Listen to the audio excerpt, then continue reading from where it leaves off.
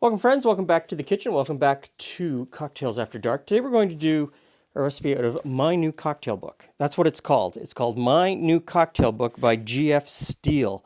This is from 1934. He has signed it on the front cover and dedicated it to one of his fans. And it's an interesting book because he's right up front. These are not my recipes. I have just compiled these from places I've been, people I've talked to, from friends, from other cocktail books. And he's very open and honest about that. It's just a compilation. He's just the compiler. But there's some very interesting wording in the foreword. And he talks about himself in the third person, which I think is kind of interesting. Anyway, so we're going to do a recipe called the Olivette. The Olivette. And I'm going to do it two ways using two different gins just for a little bit. But we start out with 3 dashes of orange bitters, and I'm going to use Kinsip orange bitters. Now, if you're in the United States, Regans, find them everywhere. That's what I would use. 2 dashes of absinthe.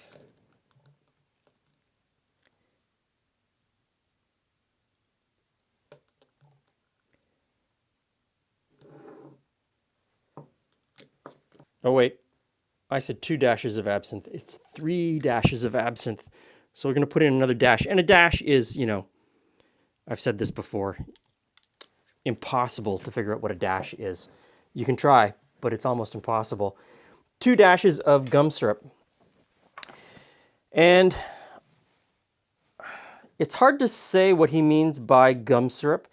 In a lot of these cocktail books, gum syrup is just simple syrup or sugar syrup. In some cocktail books, gum syrup is 2-to-1 or a rich simple syrup. And in some cocktail books, depending on how it's spelled, gum syrup is made with gum arabic. And that gum arabic changes the mouthfeel of the cocktail. I'm going with the one with gum arabic to change that mouthfeel. And then a dash of Angostura in each one. There we go. Now comes to the gin. I'm going to use Dillon's dry gin. This is a gin made with rye. I really like it. It's my favorite gin. So a measure of that, and I'm going to use this Angostura gin. It's a Canadian gin. It's made with botanicals from Canada's north. It is a terrible yellow color, but in the right cocktail, it tastes fabulous.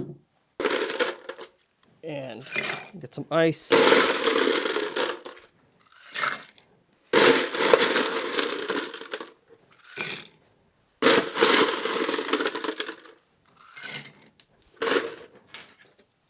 And stir. Okay. Couple of chilled Nick and Nora's, and so this is the Dillon's.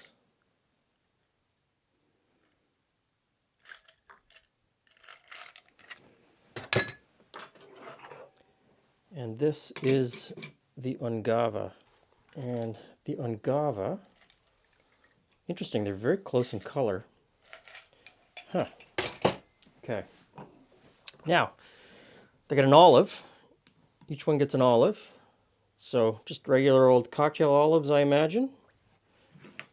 And a little lemon peel on top.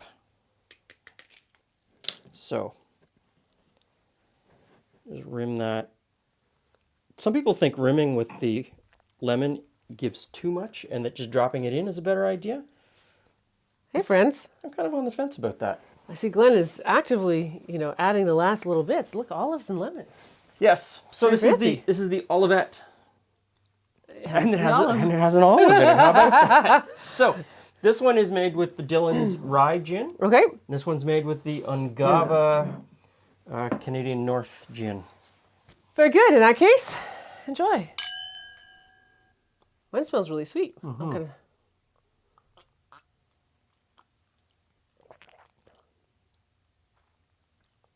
Okay. Now. Okay, I'm not going to say anything because I haven't tried the other one yet. So I'm going to try the other one first. The color of the Angava actually looks quite nice In that in this one. It's got kind of like a rose color.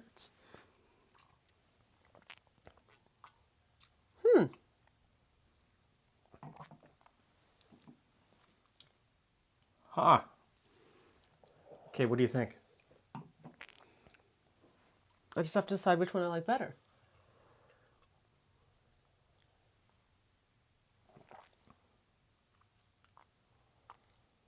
Okay, now to me, this one has a much bigger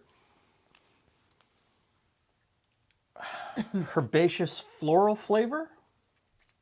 Does that make sense? Mm-hmm. Like there's a whole lot of other levels going on, and I absolutely fantastically love that one. This one's got a more muted to me Yes. floral. This is the softer flavor. Softer This is a flavor. bolder, but both of them are very floral. Yes. They are, I happen to really like them, but I also happen to really like gin. Yeah. So me too. For me, this is all the flavors I love in gin. Those florals and the other flavors that come with it.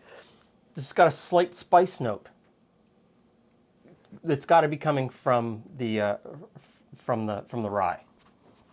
Yes, I guess. I don't know. What do I know? But I would choose the Angava. 9 times out of 10, I would choose the Angava in this cocktail.